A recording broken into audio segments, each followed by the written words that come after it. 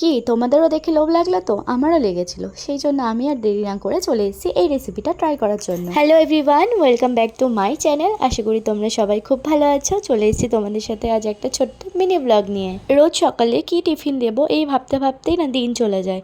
রোজ তো হতেই থাকে, কোনো দিনও ডালিয়া, কোনো দিনও ম্যাগি, কোনো দিনও পাস্তা, কোনো দিনও চিড়ের পোলাও। বাট সব দিন কি এক খাবার ভালো লাগে? আর সেই জন্যই আজকে ভাবলাম নতুন কিছু ট্রাই করা যাক। তোমরা এখানে দেখতেই পেলে আমি কিন্তু ফার্স্টে 3টা ডিমকে ফাটিয়ে নিয়েছি। দেন আমি নিয়ে নিয়েছি স্লাইস পাউরুটি, এবং পাউরুটির যে সাইডের অংশগুলো থাকে, মানে যেগুলো হার্ড টাইপের থাকে, সেগুলোকে আমি ফেলে দিচ্ছি। আর মাঝখানে যে হোয়াইট কালারটা সেটাকে নিয়ে নিব। তারপর যেটা নিতে হবে সেটা হচ্ছে কর্নফ্লেক্স। এখানে আমি একটা কর্নফ্লেক্স নিয়ে নিয়েছি এবং সেটাকে গুঁড়ো করে নেব। তো আমি ফার্স্টে হাত দিয়ে গুঁড়ো করছিলাম, কিন্তু হাত দিয়ে হচ্ছিল না। তারপর আমি এই ছোটো পাটাটাকে নিয়ে নিয়েছি। দেন আমি এর মধ্যেই গুঁড়োটা করে নিচ্ছি।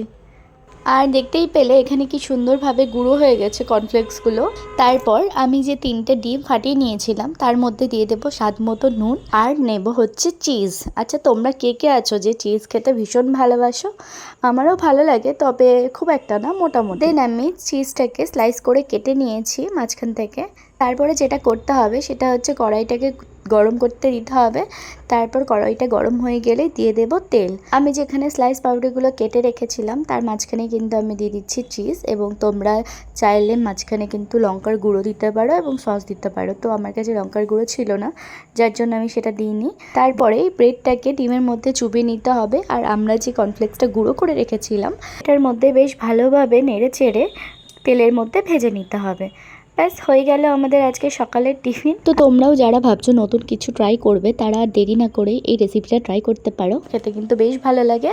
আর হ্যাঁ, যারা চিজ খেতে ভীষণ ভালোবাসো তাদের তো আরও বেশি ভালো লাগবে। তো যাই হোক, চলো ভিডিওটা আজকের মতো এখানেই শেষ করছি। দেখা হবে নেক্সট ভিডিওতে। সবাই ভালো থেকো, সুস্থ থেকো। আজকের মতো এখানেই টাটা।